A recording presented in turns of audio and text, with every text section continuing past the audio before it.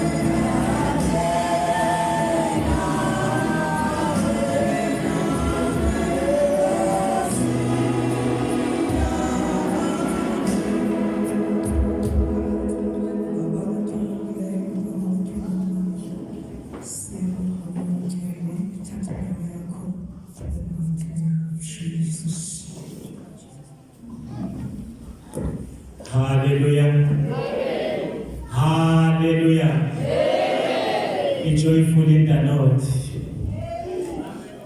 Be joyful in the Lord. Thokozani enkosini. Thokozani enkosini. Hallelujah. Jesus is same yesterday, today, and forever. Happy New Day. Jesus is alive. Hallelujah. Jesus is alive. Hallelujah. Akukho izwi kwamle ndawo. Ngimile bathambanga ngamandla wami. Hallelujah. Ngibingelele egameni lenkosi yethu Jesu Kristu waseNazaretha. Ngibingelele utata ngabangeni udokotela nomama udokotela. Ngibingelele mamje. Ngibingelele umamkhulu umama Ncwangula. Ngibingelele abafundisi bonke. Ngibingelele amadoda amakhulu. Ngibingelele umama. Ngibingelele ulusha. Ngibingelele Sunday School. Egameni lenkosi yethu Jesu Kristu waseNazaretha. Amen. Hallelujah. Iyashisa inkonzo iyavutha. Nami ngizovutha. Hallelujah. Utaphumule libhanji. Ngomathi ngibiza ujuluka. Hallelujah. Hallelujah. Siyabonga ukuthi akusekhona ekuseni akekho umuntu ozolala. Amen. Ngikhuluma so awuzizwe ishintsha le voice yaphezulu. Isolo. Hallelujah. Siyabonga kakhulu kuNkulunkulu usinikeze ithuba ukuthi sibe kule ndawo. Nathi sinikeze ithuba ukuthi sibe la sishare izwi lakhe kumusa wakhe hayi ukuthi ngoba singcono kunawe kungalapho. Nawe uyabuya lethuba uNkulunkulu ngakhona ukusebenzisa. Hallelujah. Amen.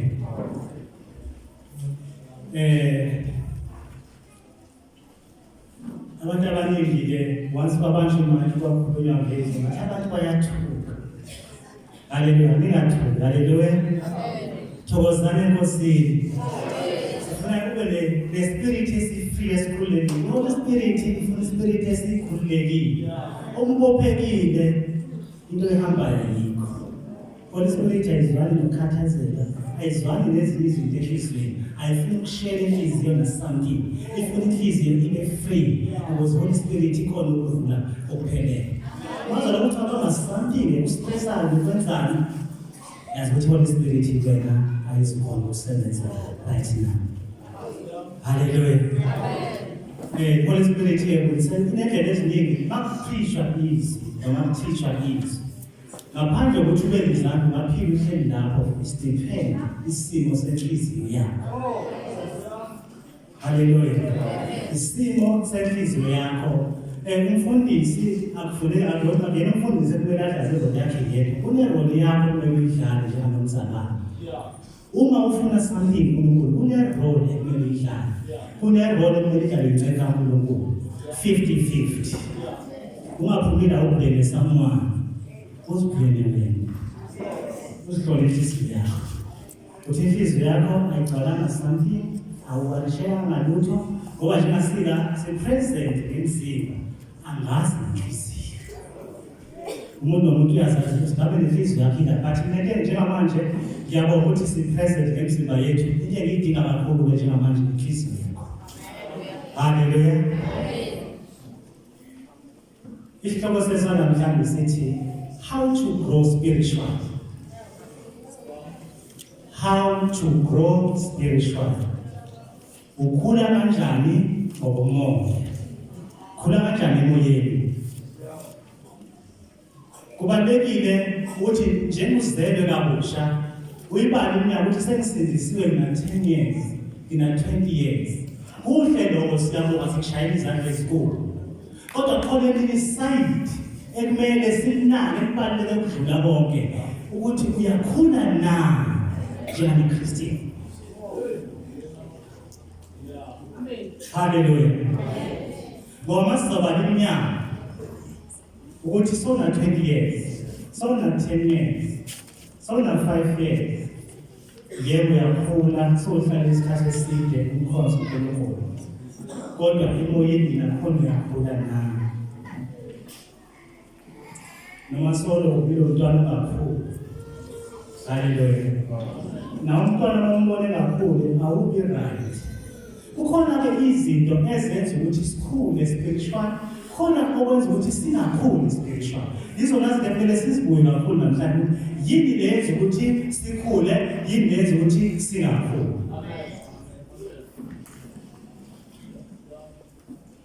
samba sonke haleluya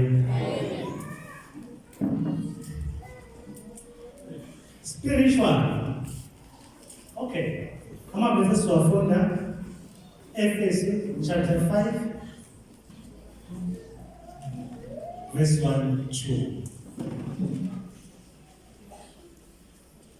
Genesis chapter 1 verse 26, 27.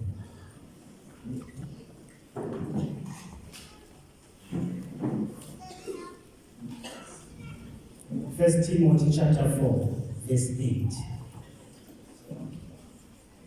Matthew chapter 7 verse 21. First Timothy chapter 4 verse 8. Matthew chapter 7 verse 21. Matthew 13 verse 20 to 23. Galatians chapter 5 verse 19 22. Romans chapter 2 verse 13. Hallelujah. Namavesi ngenzeka ukuthi amayasi wafunda sizositholela wona masusekhaya. Ngokubalulekile ukuthi mase sosekhaya uthepasa idari yakho uhambe step by step ukale amavesi a-Friday iveki 1.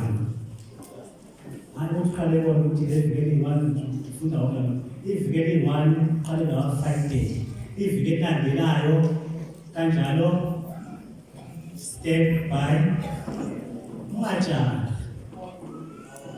What really are you was understand it? It's a school in my faith.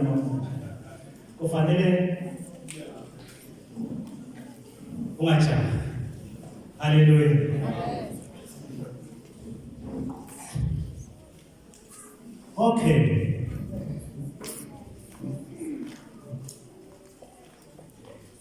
Sikhula kanjani-ke spiritual? Sikhuliswa ukuthi sibuilde i-character kaNkulunkulu ngaphakathi kwethu. Isimo sikaNkulunkulu sakha isimo sikaNkulunkulu ngaphakathi enhliziyweni emphefumulweni. Sibuilda kanjani le-character? Ngokufunda izwi. I-character kaNkulunkulu siyibuilda ngokufunda izwi. Hallelujah. Amen. Masifunda izwi, siyalifunda izwi bese siyalithobela. Asifundi izwi ngoba sifuna ukushumayela masibhidi i-character. No.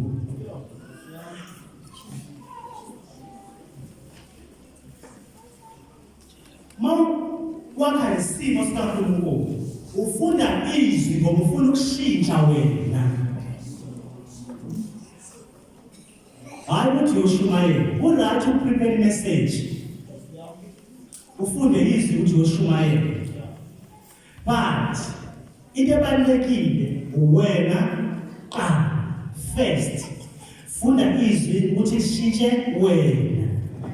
Mase lishintshe wena hambe uyophisha le message.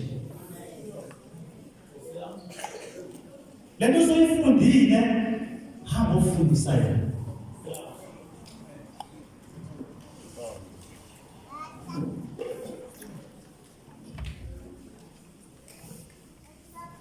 Sifunda kanjani iBhayibheli?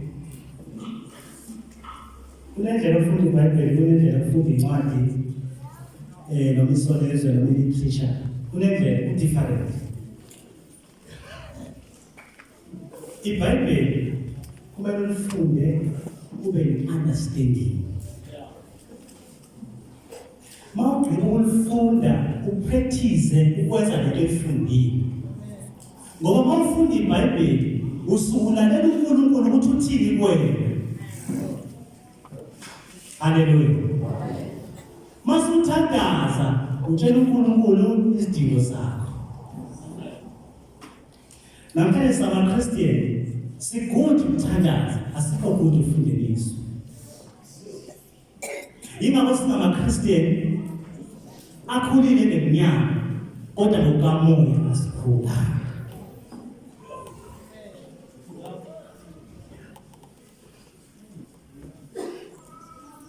Hallelujah. As we look at Ephesians chapter 5 verses 1 and 2. Omunye amfundele chapter 1 verse 26-27. Ephesians chapter 5 verse 1. Isihloko hlalani ekukhanyeni. Njengoba ningabantwana bakaThixo abazintanga, funzani yena. Njengoba ningabantwana bakaThixo abazintanga, funzani yena. Umfunza kanjani uThixo? Ngokugqoka i-attire yakho noma ugqokile ingubo ekaThixo, noma ngokuhamba, noma ngekhala, no. Ngesimo sangaphakathi sikamoya.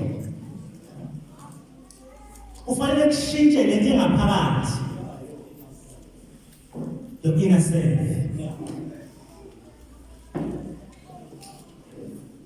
Uma uyaka kumaGalati chapter 5 verse 22. Uyasithola lesimo sikaNkulunkulu. Uyathola namafruit eHoly Spirit aproduced by Holy Spirit. Izona zinto ezidinga ukuthi zibe ngaphakathi komuntu. Hallelujah. Njengane-Christian kungenzeka ukuthi une-gift yokushumayela, une-gift yokufundisa, une-gift yokuprofetha, une-gift yokuthandaza. Mawabala lama-gift. But lama-gift, i-gift idinga ukusevisa. I-character ifana noparafini elambini.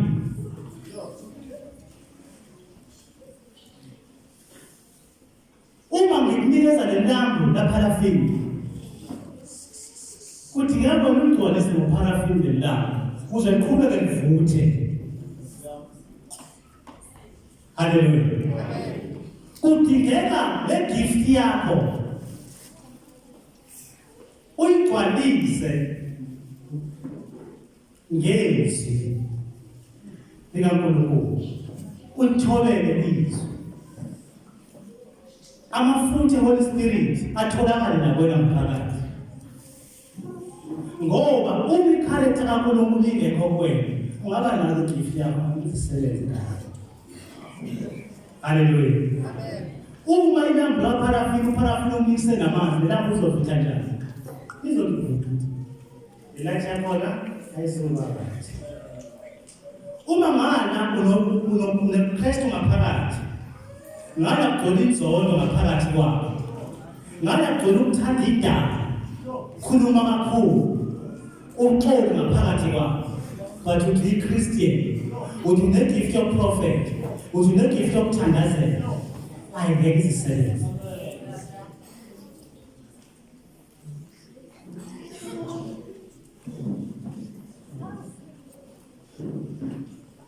Sinabantu abawu-2 endlini kaNkulunkulu, sine-Christian elikhulayo, sine-Christian elingakhuli. I-Christian elingakhuli iligcina ukumukela uJesu, limamukela uJesu, bese bambele ukuthi ngisindisiwe ngizele ngomntwana kaNkulunkulu. Yebo, usindisiwe. Kodwa-ke uyakhula na. Noma udlala lapha ku-stage 1. Sometimes kuyenzeka ungazazi noma uyakhula noma awukhuli. Hallelujah. Yenze ungazazi noma uyakhula noma kufanele uzazi namhlanje ukuthi mama kakhulu njani. Mwamukele uJesu. Uthanda ukukhuluma kakhulu, uthanda indaba. Sithi nama zathanda indaba uKristiyan kakhulu. Still weakness yakho kusayileyo awushintshi awuyi kwenye level. Usafika ile yonke ukuthi ustophe ukukhuluma kakhulu. Still usala uyiChristian elinakhulu.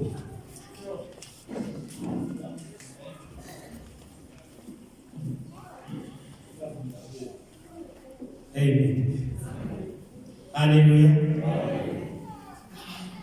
Kumele mawukhona izingakaNkulunkulu ukhule. Mase sowukhulile and awukhuli ukuthi hayi ujayisekhulile kuphela. No. Umuntu akakhula ukukhulile. Uyozophelele mase kusindisa umphefumulo. Siyaqhubeka siyakhula day by day. Sifunda izwi day by day.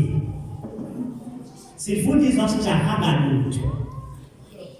Uyafunda izwi uphinde uhlele emuva uqala phasi uphinde ufunde uphinde uhlele emuva uqala phasi ufunde uchapha uye nawo phambili uphinde uhlele nawo uye nawo phambili uze understand into oyifundayo.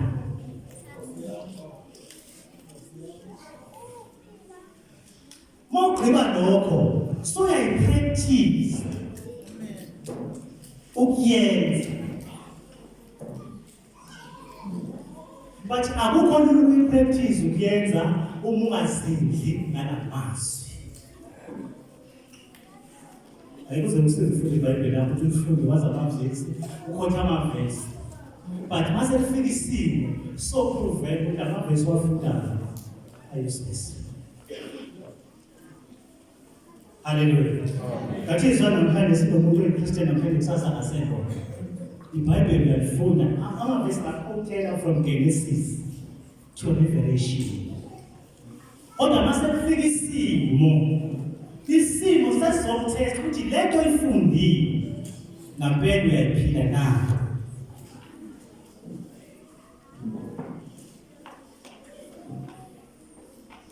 Hallelujah. Kwesinye isikhathi cela ubona amaBhayibheli wethu ubona ayafana. Hallelujah. Abanye abanabo bayibona amafoni, sebona amafoni adura. Hallelujah. Kwesinye isikhathi uzudide ukuthi lamaBhayibheli esiwaphethe ngabayafana nani lebhalwe ngaphakathi. Siyafunda leBhayibheli ukuthi indlela esenza ngayo ayifani.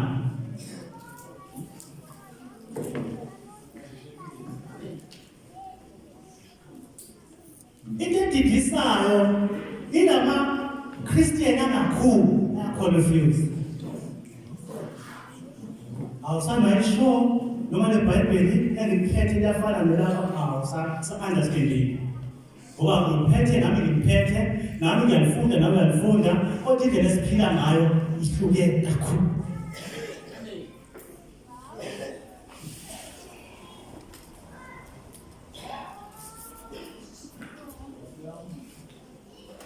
Ubisi igama likaJesu uthi lizokusebenzela uma ku-empty la igama likaJesu ngelisebenzela. Uma ku-empty iChristian empty aphakathi ungenalizwi ngamuntu ngaphakathi ku-empty. Ungalibiza igama likaJesu ngelisebenzela. That is why mawulela uphupha bayaklinya noma uklinya avuka kwezenjani ngiyaphuka esikhonde sokuthi ngegama likaJesu ngeke because awukho possessed ngegama likaJesu upossessed that is one thing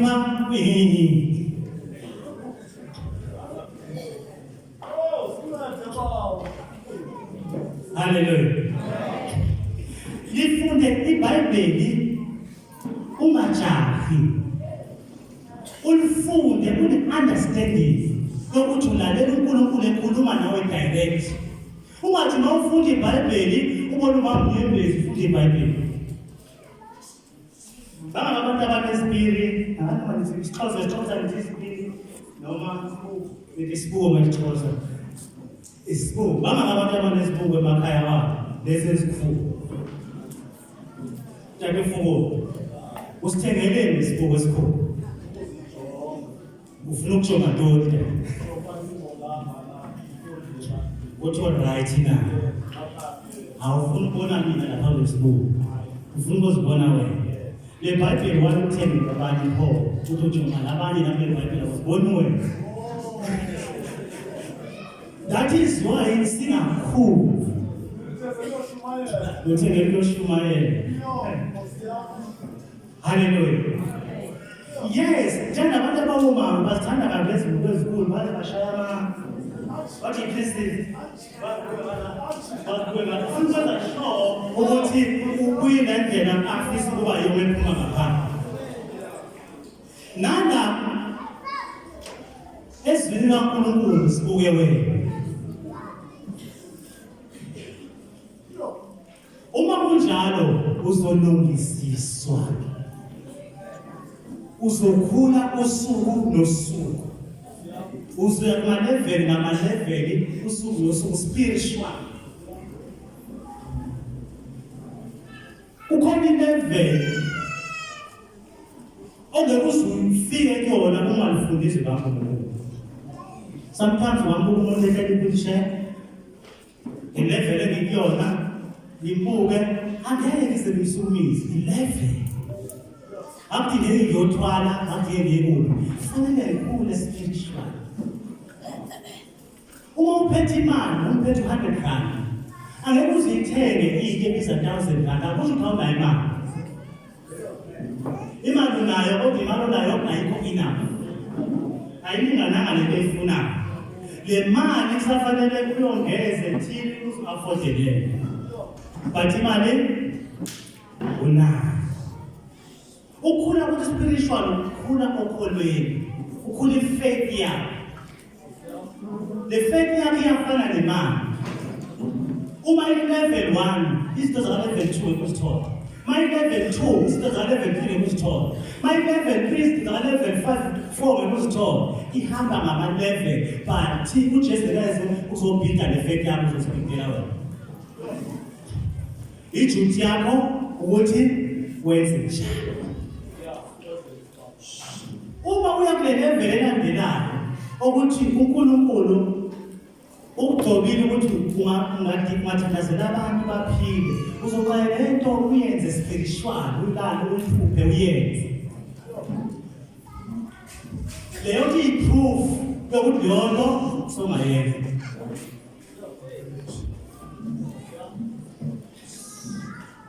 Kodwa lokho kwenziwa yini? Ufunda izwi. Ufunda izwi mawulambele ukwenza umsebenzi kaNkulunkulu emihle imangaliso nakho konke. Funda izwi, khula ngokomoya. Ngoba mangakhuli ngokomoya kukhona izinto ezizokhona futhi zenzeka kanjani. Kodwa uJesu uthene encwadini kaJohn chapter 14 verse 12 uthi qinisile ngithi kimi lokholwa yimi le msebenzi engiyenzayo mina nawe uyakuyenza nangaphezulu. Angeke uvuke ekuseni wenze. Angeke uvuke ekuseni wenze. Yonke idinga isikhathi ne-preparation. Uyasiprepare, ufunda izwi, uyaliphila izwi, uyathandaza, uyafasta. Hallelujah. Ngaphandle kwalokho uyogcina ngokuzwa ngezithembiso zikaNkulunkulu kodwa angeke uzibone. Awena ugcina soyidawutha nje.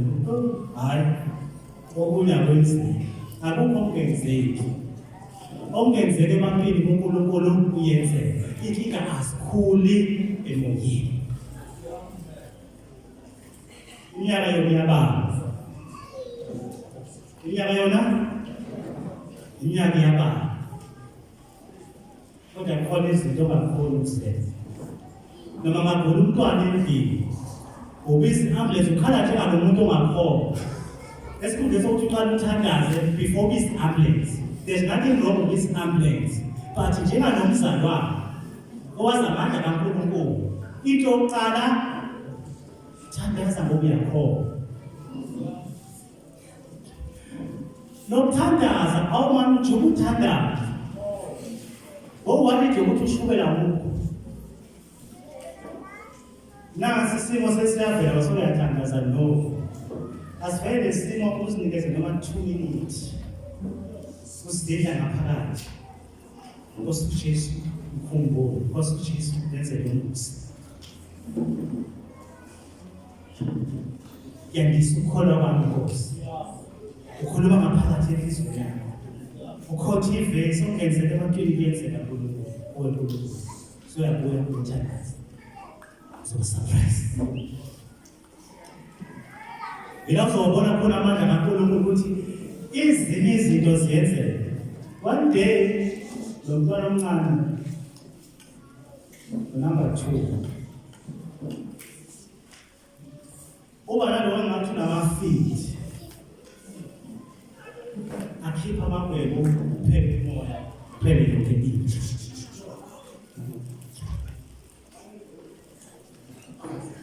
Mangiyibona lento ngethube oqala ngimthandazele ngiweak, ngimthandazele ngiweak vele kuphelile ngithi ngiyabona kuphelile.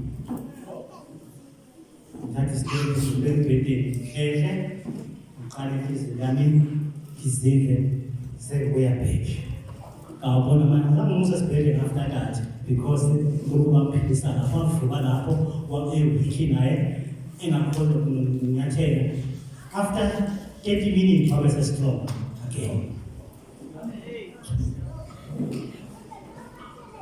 Into ebalulekile ukulifunda izwi kaNkulunkulu bese uyalipractice. Kunezinto oshowa ukuthi ngeke ngizenze njengomkristiya i-wrong. Kunezinto okushowa. Hallelujah. Omunye umuntu uneshow ukuthi ngeke ngize ngigexeze. Ushowa lokho futhi angeke nami ngiyafakazela ngeke. Hallelujah. Kodwa imali awungayishow ukuthi uzithathe imali evela ngendlela engayilungile. Awuhloli nokuyihlola because of imali. Solve the problem yakho. Mawunenkinga u-desperate. Awukhulanga ngokomoya. Masikhuluma ngale character kaNkulunkulu. Sikhuluma ngama-fruit kaMoya Oyingcwele. Uthando, ukulunga, lezo zinto zisenza si-connected noNkulunkulu. Bese kuphinde kube khona i-character kaSathane. Le ungufele, uqamba amanga, ungitshontsha, umona, i-character kaSathane. Yebo ube connected noSathane. Awazi ukukhuluma noNkulunkulu uconnected noSathane ngoba ngaleso sikhathi enemy kaNkulunkulu. Usathane noSathane. Omunye athi umuntu akuvumi ngixole. Ungizwisa ubuhlungu. Kodwa mashoni lami uzivalele ekameni. Abakashaya kodwa yelelele Sathane. Hallelujah. uNkulunkulu ngenaza uve usayisitha sakhe. Ungamadlulisi lendlela.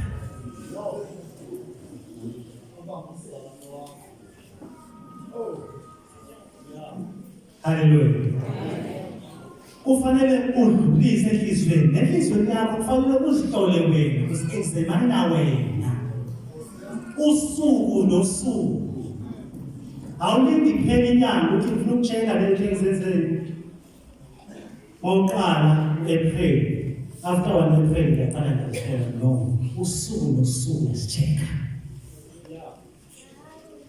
Uma usicheka usuku nosuku uzahlala kwiposition la umoya ngiyafuna khona. Kodwa uma ungazi-check usuku nosuku, maningi ama-mistake ozowenza amanye ukuthi wabona ugezi. Ngoba awuzi-check. Awuzihloli.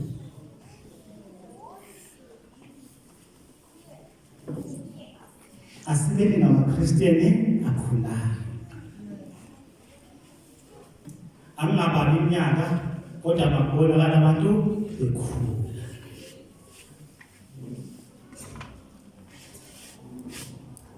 Haleluya. Uma abazalwane bekhula, noma kuthiwa umfundisi, ukhokhela abazalwane abakhula, awuna stress nawe ukhula ngokushesha emoyeni. Kodwa bebengakhula abazalwane, bayakudiscourage nawe usa-understand ukuthi ngabe into engiyenzayo ngempela i-right ngabantu bayayiva nayo. Because labantu abakhulu. Ngalondlela lo mfundisi ngiyamsokolisa, ngiyamdestroya spiritual.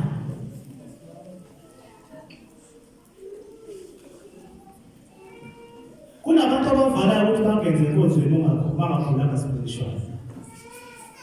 Wena usukutshela ukuthi wenza into right. Awubavali ukuthi nikezi. Ungitshela ukuthi wena ngakulunge kwelami isonto. Wena hayi nawe. Hayi. Hallelujah. Uma be-advertise ama-wings,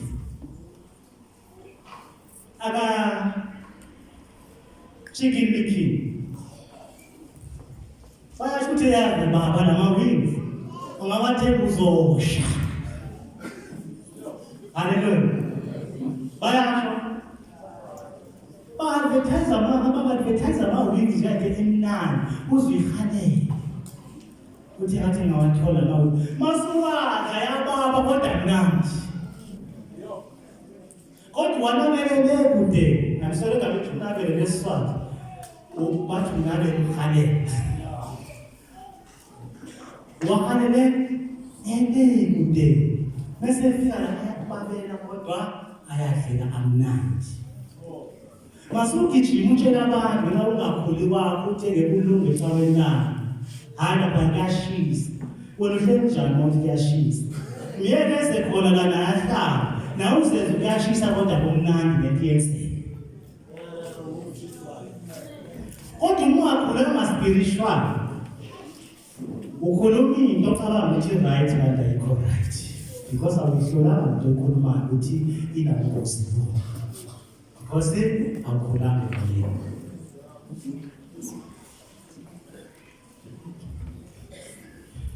First Timothy chapter 4 verse 8.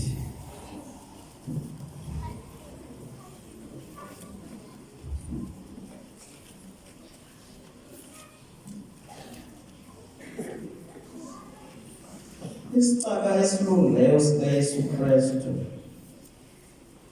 Verse 8. Ewe umthambo owenzelwa ukolula amalungu omzimba unendawo yawo. Kodwa ke uphelele apho. Kanti kona ukukhonza uThixo kunenzuzo egqithileyo. Kuba akuthembisi ubomi balapha kuphela, kuthembisa nobelisayo. Hallelujah. Ukutraina physical kuyasiza isikhashana ukuthi ube healthy emzimbeni. For isikhashana. Hallelujah. Funda lephathe elandelayo. Kanti kona ukukhonza uThixo kunenzuzo egqithileyo. Kuba akuthembisi ubomi balapha kuphela, kuthembisa nobelisayo. Ukukhonza uNkulunkulu kuyasiza kakhulu.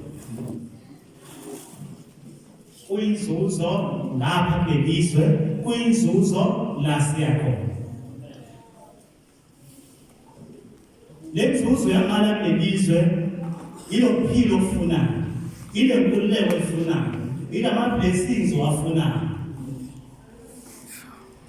Uma ufunda verse 28 uthi uPetro thina siye bonke sakulandela siyasuzana. Ukuthi uJesu ngiqinisile ngithi kini, akekho umuntu odele kuphela abadele abafowabo, abadele omkakhe, abadele onganabo, ongayimukeliswa okuphindwe kaningi kulesi sikhathi nasenkathini ezayo philo phakathi. Uzuza kawu-2, uzuza spiritual, uphinde uzuze physical. Hallelujah. I-problem enkulu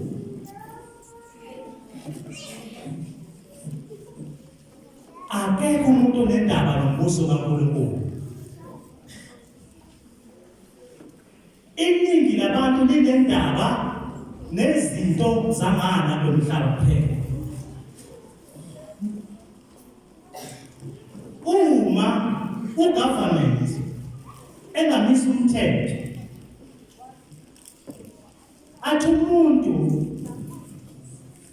owenza ukubi nomuntu ofela ukuxolela akaze ayithole igrant yakasasa, bonke abantu bangapractice ukwenza lokho, bazame ngamandla wabo wonke ngoba ayifuni igrant yakasasa. Kodwa le nto ezokwenza ukuthi ungawuboni ubuso kaNkulunkulu ngoba unayo ishoko kaspiritual ukho. Awazi noma izulu likhona noma alikho. Awazi noma isongo sikhona noma asikho, because awukhuli ngomoya. Yonke lento oyithanda uNkulunkulu, uNkulunkulu wakho isithixo sakho. Noma ngabe abantu bakho, noma ngabe umfazi wakho, noma ngabe ibhizinisi lakho, noma ngabe yini. Leyo nto leyo isithixo awuvinjelekanga uma unento oyithanda ukudlula uNkulunkulu. Awukho protected. Ifamily yakho ayikho protected. Hallelujah. Okay, ngicela uMashazi abe before noma i-3 ngokuphuthuma. Ukhona into efuna uyidemonstrator. Yonke into oyithanda ukudlula kuNkulunkulu leyo nto isithixo sakho. Uthi uJesu uma umuntu engazona uyise nonina nabantu bakhe nomkakhe ngisho ukuphila kwakho uqobo, lo muntu angeke emfuni wakho.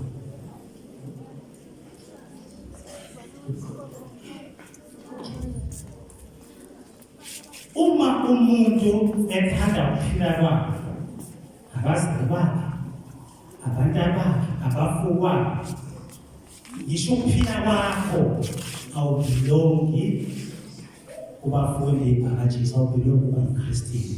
Uma unento ethanda ukudlula uNkulunkulu, okay? Umaniso ngizandayo. Hallelujah.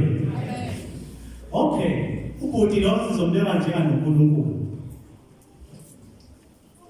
Simbeke njenganomkakho lo noma nendoda yakho.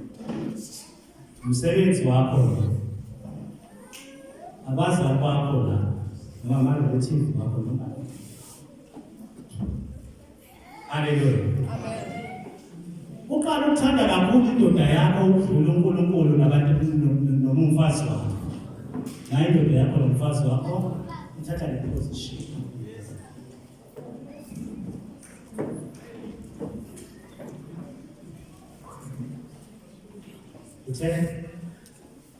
Uthande umsebenzi.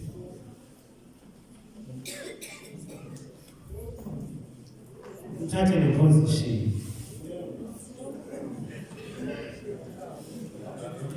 Uthanda abantu bakho.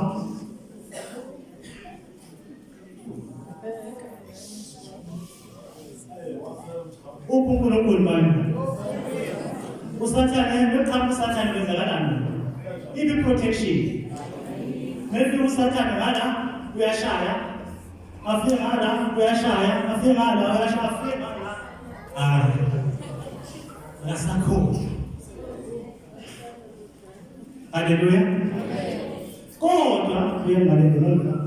Kodwa mawenze uNkulunkulu into yokuqala yonke lento yakho ivikelekile. Hallelujah.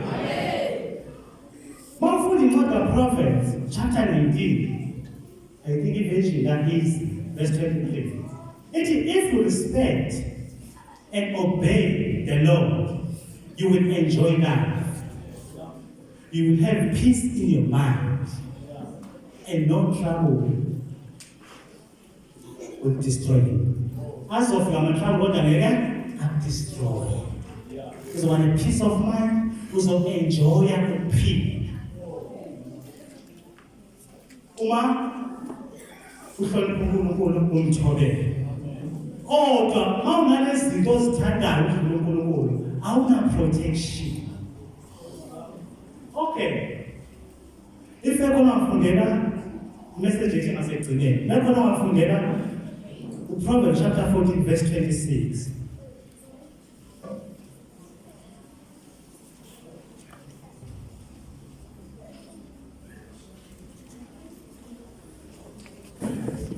Umuntu omhlonelayo undikhoyo unenqaba emqilima nabantwana bakhe bazimela kuyo. Umuntu omhlonelayo undikhoyo unenqaba enjani? Emqilima nabantwana bakhe bazimela kuyo. Khona wafundela ngeveli khona phethi iBhayibheli English wafundela ngo-NLT.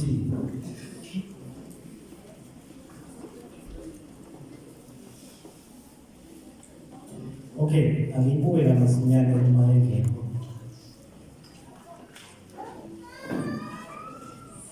Proverbs 14 verse 26.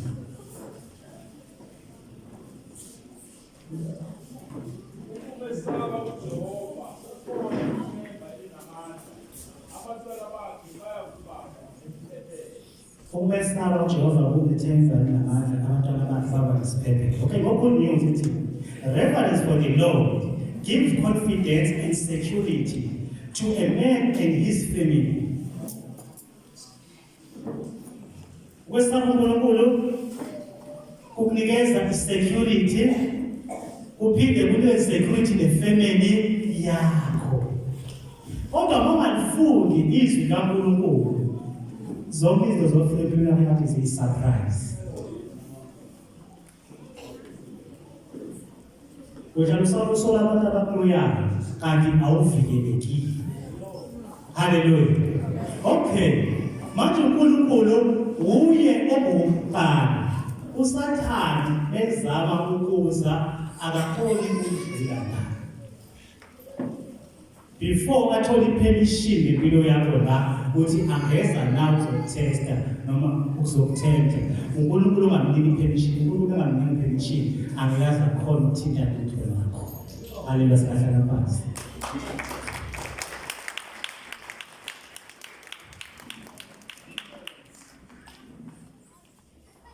Into ebalulekile asideni ngabantu abakhulayo emoyeni. Sazi ukuthi kwesaba uNkulunkulu usinceda kanjani thina nefamilies wethu nama-families wethu. Uma mesaba uNkulunkulu sazi ukuthi kuyingozi kanjani thina nama-families wethu. Akekho umuntu ongayithandi ifamily yakhe. Ungagula ilunga libe linye emndenini kube ngathi nawe uyagula. Angisapha khuluma kuthiwa umntwana wakho. The pain ayizwa uyizwa times 2. Kodwa uma umthanda umntwana wakho, yesaba uNkulunkulu. Hallelujah. Ukwesaba uNkulunkulu ukuzonda okubi. Ukuthi wena ungakwenzi ukuba ubalekele wena. Yileyo fiye esikhuluma ngayo. Hallelujah. Hayi ukuthi uzonda abantu abenza okubi, because uJesu uyazithanda izono. Hallelujah. uJesu uyazithanda izini, but uzonda isono. Kodwa izoni ingakho uJesu akuzela abalungileyo kodwa akuzela izoni kuba ziphenduke. Uyabathanda bona labantu kodwa lento abayenza yona izondayo. Njengoyikristian namhlanje wena abantu abazondayo anisebenzi yabemini. Zonda thande bathande lo muntu uzonda izenzo zabo. Uzobona ukukholwa kwakho ukuthi uzohamba ngama-level. Akekho ozokutshela ukuthi wephi level uzoyifila lento khona phakathi.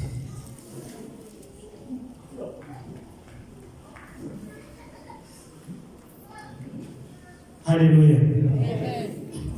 Okay, ngicela sizibuke lapha kuMateyu chapter 13 verse 20-23. Uzibuke ukuthi ngomuphi walaba bantu.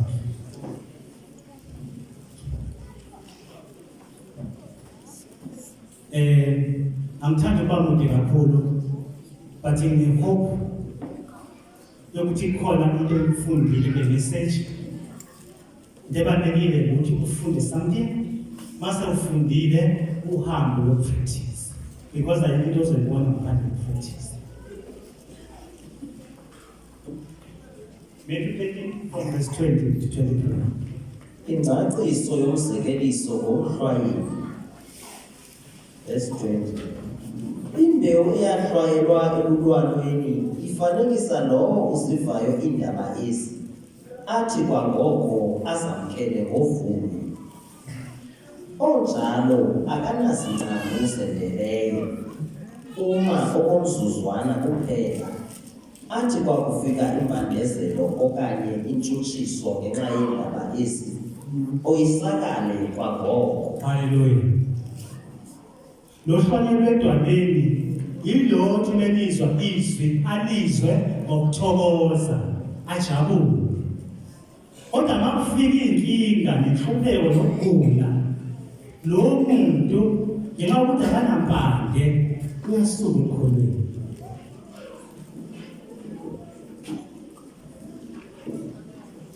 Asikhulumi ukuthi awunampande ukuthi mhlambe awube khona ukunyakaza lo. Sikhuluma ukuthi ngabe le character kakhulu, ngabe mayikhona ingaphakathi kwakho. Yiyo le kwenza ube strong. Ufane nalendlu abayakhele esisekelweni esiyidwana. Noma sifika izimo, inhlupheko, ukugula, kodwa awuyeki umethembe kuNkulunkulu ngenxa yezimo. Ngoba wakhele kuphi? Edwaneni. Namhlanje uthi uJesu uyinkosi, uJesu uyaphila, uJesu unamandla. Kodwa mase kufika izimo, endlini awunakudla, awunalutho, awazonaludleni, ubona uJesu ukuthi akanamandla. So ngenza noma yini engenza ukuthi uthole ukudla, ngobani ulambe esiswini. Kanti uNkulunkulu uyakuthesta ukuthi umethemba weqiniso na ufuna ukubona ukuthi ngampela lento othi uyiyona besho ngomlomo iyona na. Lesimo sokuthi ungabi nalutho manje sikuveze ukuthi lento othi uyiyo awusiyo. Hallelujah. Awusena ukuthi ungaloni ukudla. Noma ngabe lokhu kudla kutshotshiwe awunandaba. Noma ngathi uyothenga usathi uyothenga uthenga imini ukhamba umfana ekhaya umpapha sijile ngale zakunyanga 20 ngale bethi hamba ngizoseva usijile ngale hamba ubhatala 20 ngale usala namali umfana athi athathe 10 rand umnike 10 rand kwana umfana ufuna yini ufuna ishare. Ngithe kunezinto oshonga nje kuzozenza, yebo ufike kuzozenza, kodwa khona into engayishona. Ungazenze nayo. Ungazihlobo.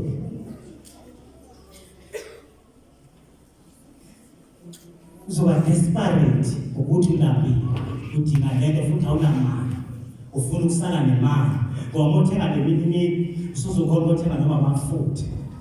La mancane ukuthi khona ukupheka noma umshilo wakho. I'm sorry, Swati, this is my machine. Hallelujah.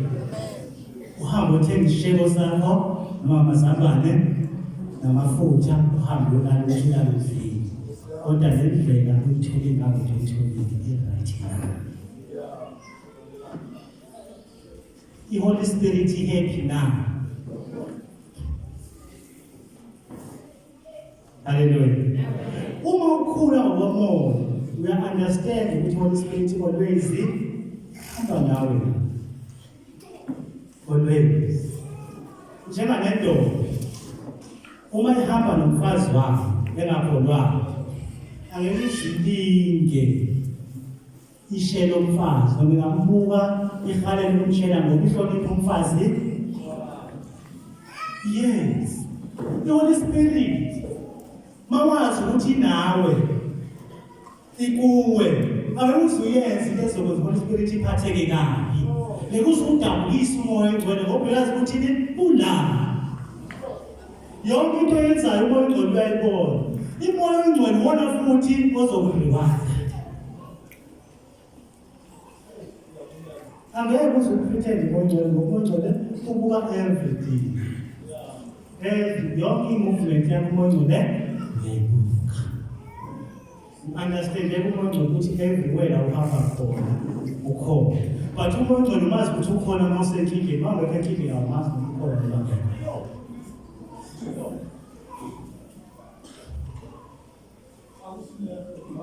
Makunzima uyamazi umoya. Fane nesandla sami ukuthi mangisiphakisa njani. Without izigaba kaJesu wrong.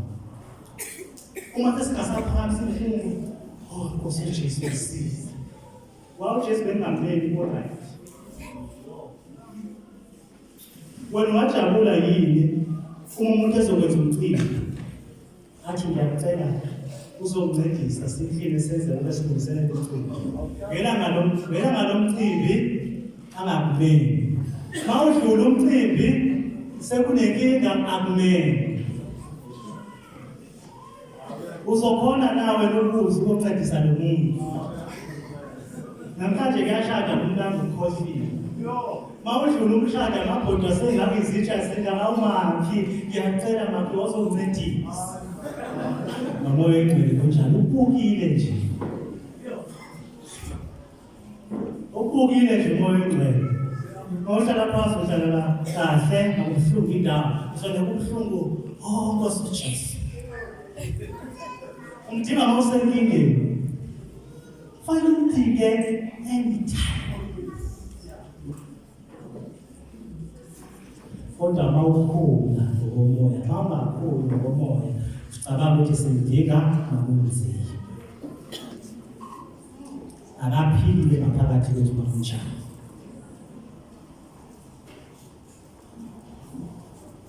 Okay, let's number 22.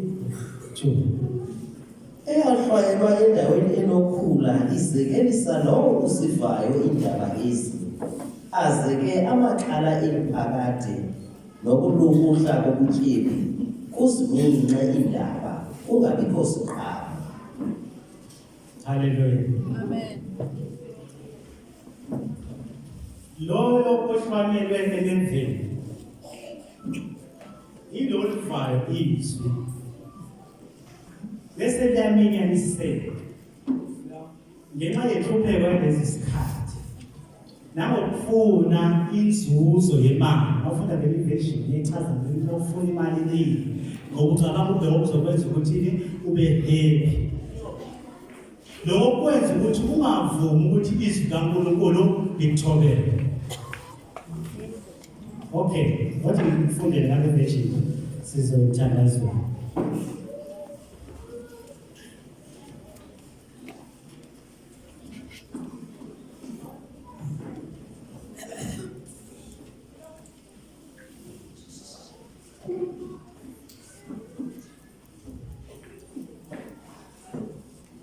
Some seed fell among thorn bushes.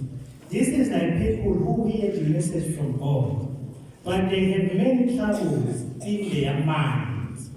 They want to get more money and more things. They think that this will make them happy. So, they do not let God's message change them. Hallelujah. Akukho wrong ukufuna imali, but wrong ukufuna imali ukudlula uNkulunkulu, because imali noNkulunkulu amakhosi amabili ahlukene. Seek first the kingdom of God above all else and live righteously, and He will give you everything that you need. Into kumele mayifune kuqala ubuso kaNkulunkulu, uphile wenze okulungile.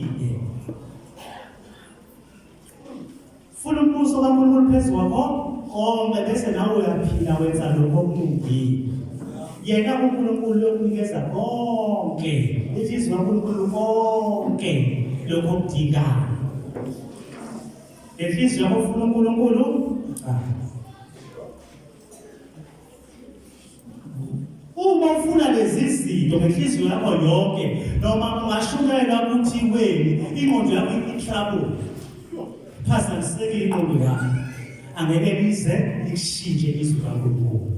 Kodwa uma ufuna uNkulunkulu ngenhliziyo yakho yonke, uzoshintsha kancane kancane. Uzohlala ulalele la izwi kaNkulunkulu. Lokho akwenzi ukuthi ushintshe, kodwa ulipractice bona kwenza ukuthi ushintshe. Basifunda uRomans chapter 2 verse 13.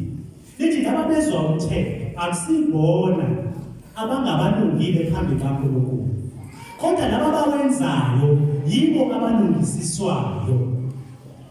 Haleluya. Uma uzwa izwi kaNkulunkulu uhleli phansi ulalele,